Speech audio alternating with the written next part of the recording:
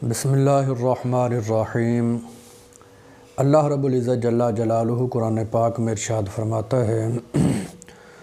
الا ان اولیاء اللہ لا خوف علیہم ولا هم یحزنون۔ خبردار اولیاء اللہ، نہ انہیں کوئی خوف ہے نہ ہی وہ غمگین ہوں گے، کیونکہ اللہ تعالیٰ نے ان کو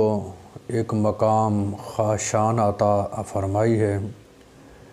کہ جس کی وجہ سے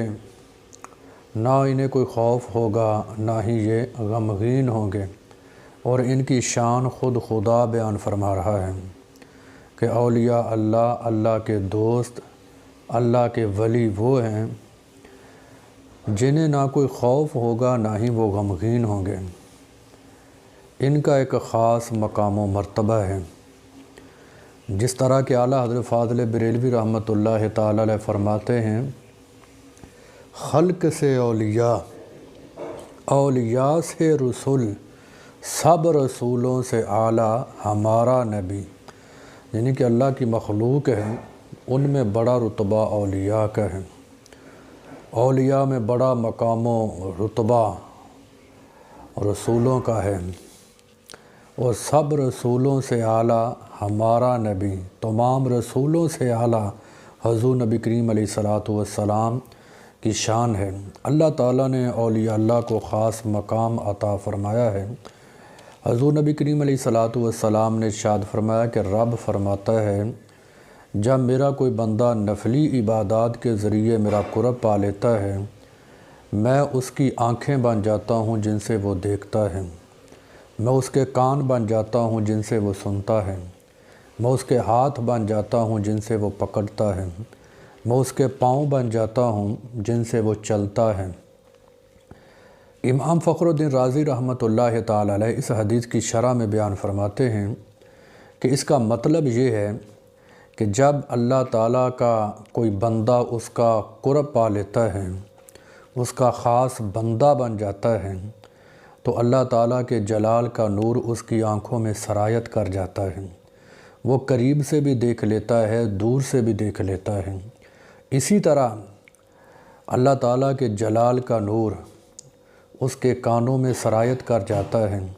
وہ قریب سے بھی سن لیتا ہے، دور سے بھی سن لیتا ہے،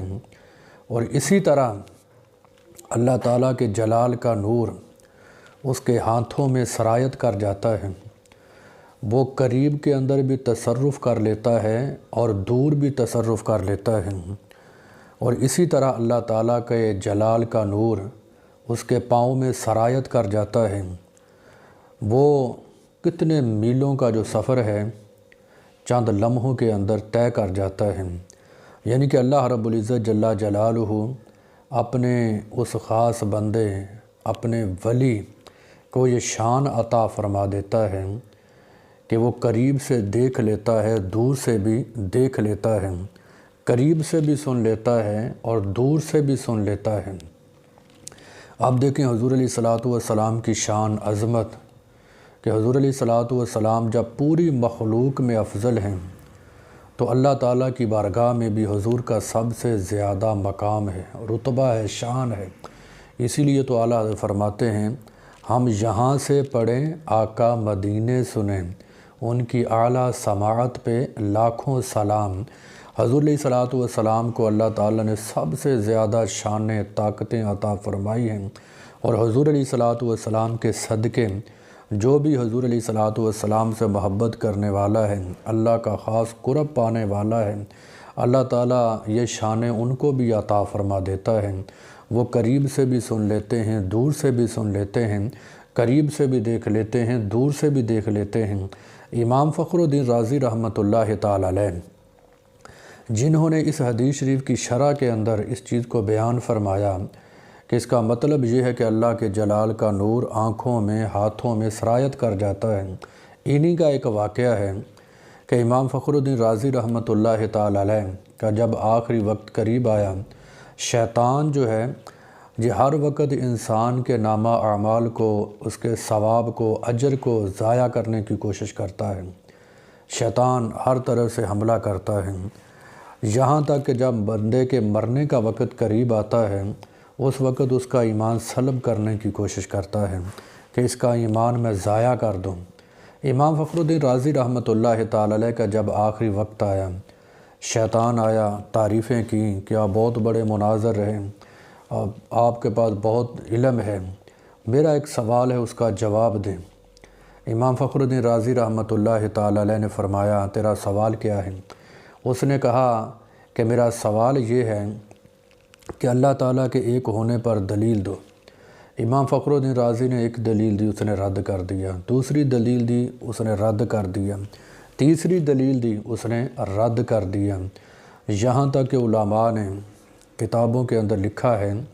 360 دلائل امام فخر الدین رازی نے اللہ کے ایک ہونے پر قرآن سے دیے اور شیطان نے رد کر دیا۔ اور آپ کے جو پیر تھے وہ پیر کامل ولی تھے، اللہ تعالیٰ کے نیک بندے تھے۔ یہ وہ اللہ کے نیک بندے تھے کہ جس طرح اس حدیث کے اندر ہے کہ اللہ تعالیٰ کا جو قرب پا لیتے ہیں، اللہ تعالیٰ ان کی آنکھیں بن جاتا ہے، ان کے کان بن جاتا ہے، ان کے ہاتھ بن جاتا ہے، ان کے پاؤں بن جاتا ہے۔ تو امام فخر الدین رازی رحمۃ اللہ تعالی علیہ کے جو پیر و مرشد تھے نجم الدین کبریٰ رحمۃ اللہ تعالی علیہ، وہ اپنے آستانے پر وضو فرما رہے تھے تو وہاں سے یہ منظر دیکھ رہے تھے کہ میرے مرید پر مشکل وقت آ چکا ہے۔ جب اس نے 360 سوال کی دلائل دیے امام فخر الدین رازی نے، شیطان کو اس نے ہر دلیل کا رد کر دیا، تو امام فخر الدین رازی پریشان ہوئے، یہ کیا ہوا کہ اللہ کے ایک ہونے پر جو بھی دلیل دیتا ہوں یہ رد کر دیتا ہے۔ تو اپنے آستانے پر امام نجم الدین کبریٰ رحمۃ اللہ تعالی علیہ نے جب یہ چیز دیکھی، منظر دیکھا کہ میرے مرید پر مشکل وقت آ چکا ہے، تو آپ وضو فرما رہے تھے اپنے آستانے پر، چلو کے اندر پانی لیا تو آپ نے اس طرح اپنے مرید کی طرف پھینکا اور فرمایا اے فخر الدین رازی تجھے پتہ نہیں یہ کون ہے؟ یہ شیطان لعین مردود ہے جو تیرا ایمان سلب کرنا چاہتا ہے، تیرا ایمان ضائع کرنا چاہتا ہے، تو اس کو کیوں نہیں جواب دیتا کہ میں اللہ تعالیٰ کو بغیر دلیل کے ایک مانتا ہوں۔ اب دیکھیں کہ ولی کی شان قرآن کے اندر موجود ہے، ولی کی شان حدیث کے اندر موجود ہے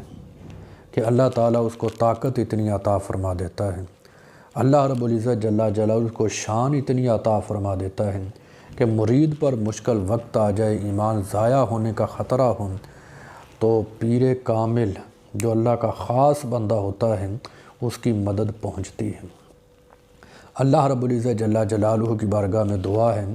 کہ جو بیان ہوا اللہ تعالیٰ عمل کی توفیق عطا فرمائے، اللہ تعالیٰ ہم سب کو اولیاء کرام کا ادب و احترام کرنے کی توفیق عطا فرمائے۔